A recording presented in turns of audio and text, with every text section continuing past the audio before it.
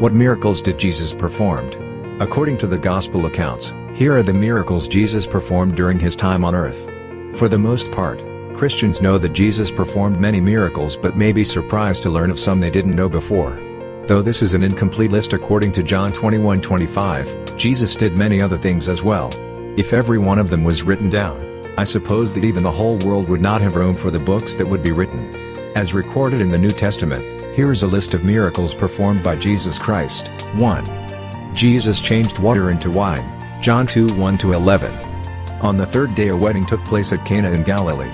Jesus' mother was there, and Jesus and his disciples had also been invited to the wedding. When the wine was gone, Jesus' mother said to him, "They have no more wine. Woman, why do you involve me?"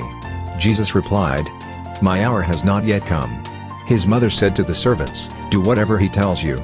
Nearby stood 6 stone water jars, the kind used by the Jews for ceremonial washing, each holding from 20 to 30 gallons. Jesus said to the servants, "Fill the jars with water," so they filled them to the brim. Then he told them, "Now draw some out and take it to the master of the banquet." They did so, and the master of the banquet tasted the water that had been turned into wine. He did not realize where it had come from, though the servants who had drawn the water knew. Then he called the bridegroom aside and said, "Everyone brings out the choice wine first and then the cheaper wine after the guests have had too much to drink, but you have saved the best till now." What Jesus did here in Cana of Galilee was the first of the signs through which he revealed his glory, and his disciples believed in him. 2. Jesus cured the nobleman's son. John 4:46-47. Once more he visited Cana in Galilee, where he had turned the water into wine. And there was a certain royal official whose son lay sick at Capernaum.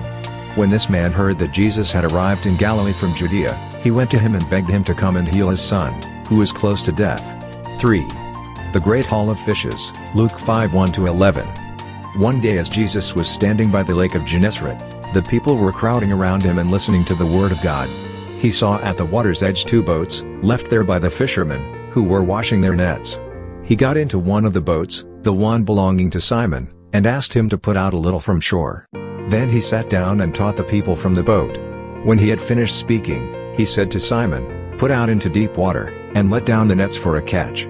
Simon answered, "Master, we've worked hard all night and haven't caught anything. But because you say so, I will let down the nets."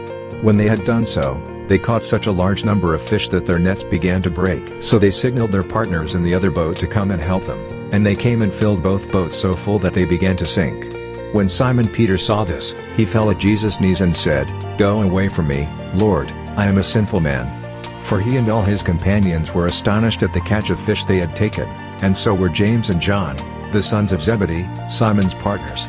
Then Jesus said to Simon, "Don't be afraid, from now on you will fish for people." So they pulled their boats up on shore, left everything and followed him. 4.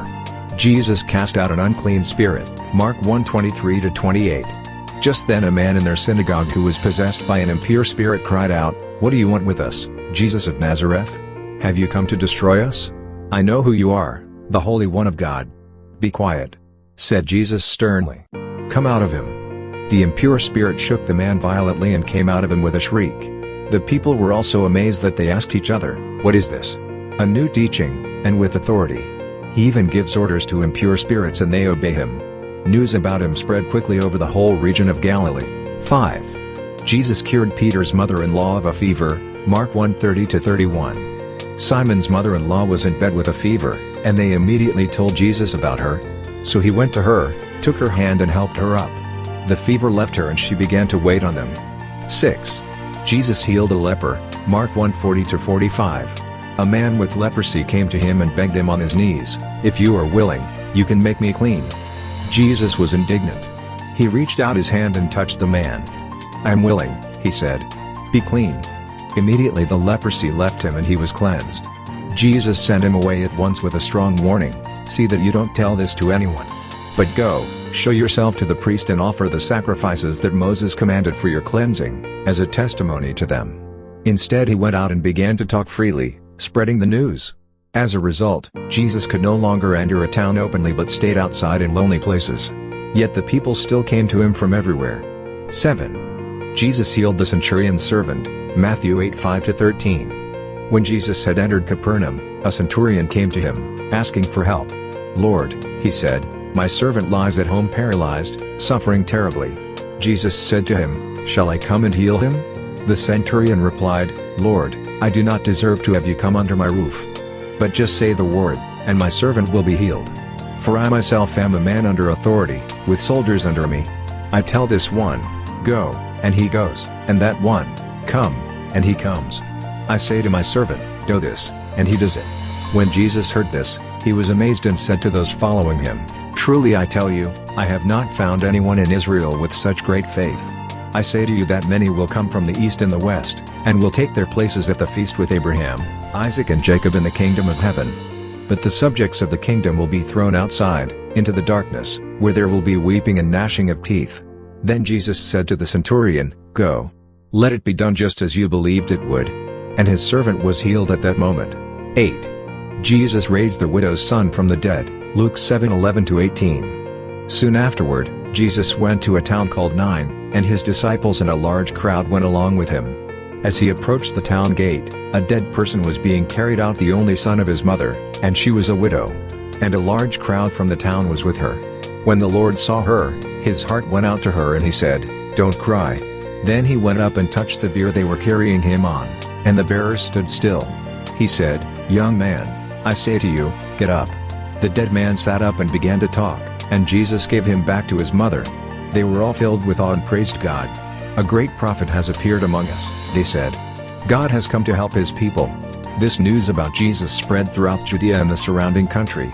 John's disciples told him about all these things. Calling two of them. 9. Jesus stilled the storm, Matthew 8:23-27. Then he got into the boat and his disciples followed him. Suddenly a furious storm came up on the lake, so that the waves swept over the boat.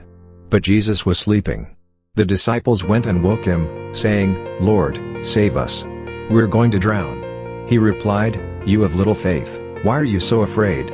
Then he got up and rebuked the winds and the waves, and it was completely calm. The men were amazed and asked, "What kind of man is this? Even the winds and the waves obey him." 10. Jesus cured two demoniacs, Matthew 8:28-34.